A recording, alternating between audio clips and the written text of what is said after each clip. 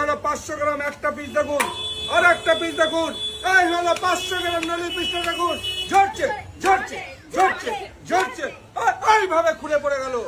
এই মাটনটা এভাবে ধরবো। এই যে ভিডিওটাতে আপনারা দেখলেন যে ঝরে ঝরে পড়ছে, ঝরে ঝরে পড়ছে। আরে কাকা, এত বেশি ঝরাতে যেও না। এই ঝরার সাথে সাথে তোমার মুখের থুতু আর ওই গায়ের ঘাম সবই ঝরে পড়ছে। এটা কোনো মানেই হয় না। তুমি বাবা বিক্রির জন্য তুমি ওই বিরিয়ানিটা বানিয়েছো, তুমি তো তোমার নিজের খাবার জন্য, তোমার ফ্যামিলির লোকের জন্য বানাওনি। তাহলে যদি পাবলিকের কাছে বিক্রি করার জন্য, যদি তুমি কাস্টমারের কাছে বিক্রি করার জন্য বিরিয়ানিটা বানিয়েছো, তাহলে তোমার সেটা একটা অ্যাটলিস্ট একটা মিনিমাম হাইজিন মেনটেন করা উচিত। তোমার বিরিয়ানির টেস্ট আছে, তুমি নিজে খেতেই পারো, আরও সাধারণ মানুষ খেতেই পারে, তার কারণ তুমি সেটা প্রচার করছো যে তোমার বিরিয়ানি খুব স্বাদের। কিন্তু সেই স্বাদের সাথে সাথে একটা মিনিমাম একটা আছে না, মানে মানুষের খাবার যে খাবে তার একটা গুণগত মানসম্মত হতে হবে, কিছু তো হতে হবে। তুমি যে দাম নিচ্ছ এত এত, তার গুণ না থাকলে কেন মানে মানুষের কি খাওয়া উচিত? তুমি শুধু ভাই ঝরে ঝরে পড়ছে, ঝরে ঝরে পড়ছে। আরে ভাই এত ঝরাঝরির দরকার নেই তো। মানুষের যদি খাবার ভালো লাগে এমনিই তোমার দোকানে আসবে। এত ঝরানোর কি আছে কাকা? মানে ক্যালানের মতো তুমি শুধু ঝরিয়ে যাচ্ছে, ঝরিয়ে, আরে ভাই ঝরে ঝরে পড়ছে। আবার পাশে যদি কেউ আছে, দেখো কিভাবে ঝরবে, কি আরে ভাই কিভাবে ঝরবে? আবার মাটন ঝরার কিছু দাঁত আছে মানুষের, চিবিয়ে খাবে ওখানে। ওখানে বাচ্চা বুড়ো সবাই খায়।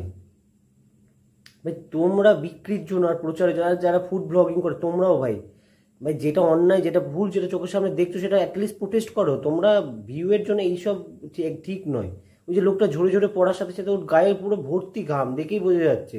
মুখ থেকে এত স্পিডে কথা বলছে, মুখ থেকে অজস্র পরিমাণ থুতু বেরোচ্ছে। এগুলো একদম বিচ্ছিরি লেভেলের। মানুষ এইভাবে কী করে যে খায় আমি জানি না, সত্যি কী করে ভক্তি আসে।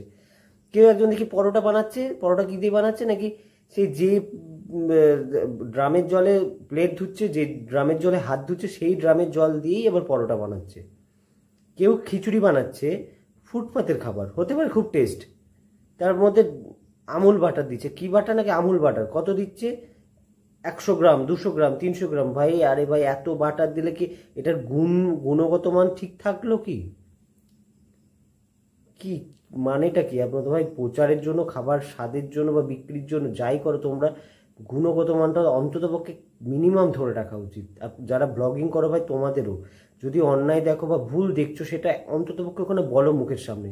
শুধু ভিউ, অন্ধের মতো ভিউ আর টাকা কামানোর জন্য মানুষ, তুমিও খাচ্ছ বা 5 জন মানুষ যারা প্রত্যেক দিন ওই খাবারগুলো খাচ্ছে, প্রত্যেক দিন অফিস টাইমে, অফিসে ছুটির পরে, যাদের হয়তো বাধ্যই খাবারগুলো খেয়েই থাকতে হবে, তাদের কিন্তু অবস্থা খুব খারাপ। সেটা আমিও, আমার অফিসের পাশেও যে কিছু মানুষ বিক্রি করে, তারাও কি করে জানি না, আমিও